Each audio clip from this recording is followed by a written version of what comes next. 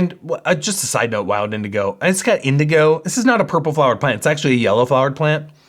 A lot of people mix that one up. There are a number of different species of Baptisia, but the traditional one is the Baptisia tinctoria. That really is the one that you want to use. And it is really best prepared fresh. So let's talk about wild indigo a little bit more. So this is a very powerful plant. I classify it as a low dose herb. It is very strong. If you take too much wild indigo, you will not be a happy herbalist. It can induce vomiting. Some people can be very sensitive to this herb, so it can trigger pretty intense gastrointestinal upset, pain, nausea, vomiting. So you got to be a little careful with it, but man, it's really, really good. So this plant I tend to think of wild indigo as a very powerful alternative. Okay. So specifically to clear heat coupled with dampness, especially in the blood. So a blood heat pattern, typically we'll find that with like a lot of the eruptive skin diseases, infections, dampness coupled with heat, where there's basically sepsis, putrefaction, a lot of pus accumulation, deep level of pretty bad infection. That's like an infection that's gone really bad, right? It's a good way to think of it. So wild indigo is going to cleanse and clear as an alternative, that heat and damp from the blood. It is antibacterial and immunostimulant, so it's going to stimulate immunity.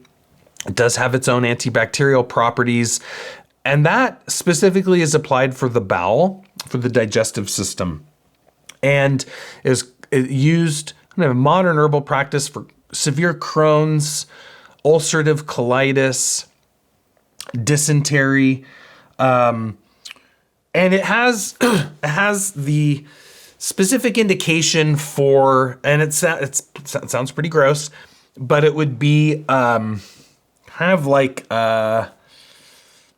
blood, like basically a bloody discharge, what would be referred to as a mucopurulent discharge. Okay, so pussy, stinky blood in the stool, like sloughing off of tissue. So there's a lot of bleeding. There's severe inflammation, severe infection.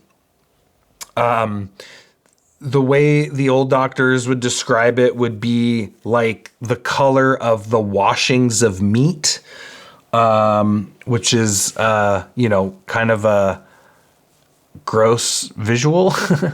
But there you have it. So wild indigo, oftentimes there's like a leaden hue to the tissue, the mucosa, be purplish in color, pale to purplish. Very used for very serious infections of the throat. So there you would have things like diphtheria, strep throat, streptococcus infections of the throat, especially if there's abscesses, right? These are the kinds of things where you want to consider wild indigo. Abscess, pus, pockets of pus, stinky discharge. I can remember I used to get strep throat a lot when I was a kid. Pretty much every year I would get strep. And one year it was especially bad. And it was a pretty horrible time. I had my wisdom teeth removed. So I was in all this pain from the wisdom teeth being removed. And I don't know if it was associated with the wisdom teeth being removed or if it was separate. But shortly thereafter, I ended up with a really bad strep throat. So then if anyone's ever had, if you've ever had strep throat, you know it's very, very painful. Basically feels like you're swallowing shards of broken glass coated in sand and gravel, and yeah, it's pretty awful. But what ended up happening is I ended up one of my tonsils ended up growing an abscess, and I woke up one morning and I could barely breathe because that abscess had swollen. My tonsils were touching with the big abscess on it that was actually bridging both tonsils, and I could barely breathe. So I had to go in an emergency to the ear, nose, and throat doctor, where he proceeded to stick a scalpel down the back of my throat after numbing me up and having to lance this abscess. And I remember spitting out and vomiting a little bit too. All this just really stinky pus, yellow, pale. I'm going to really paint the disgusting picture for you. Sorry for those of you that are squeamish, but I'm doing this because for me, in retrospect, when I study wild indigo and I hear about what it was indicated for, I'm like, that's what it would have been indicated for, right? Like, gross. In short, it's indicated for really gross type infections. Very useful topically, cellulitis, MRSA, impetigo, even used for venomous bites. So rattlesnake, brown recluse, black widow, those types of bites that are, severely venomous, topical and internal usage. Used traditionally for the really serious infections. We honestly, as in the modern day, don't really see that much anymore, like typhoid or dengue fever or scarlet fever or diphtheria or things like that, used for very, very serious infection. So indicated for mucopurulent discharge, sepsis, pus infection, discharge, stinky smells.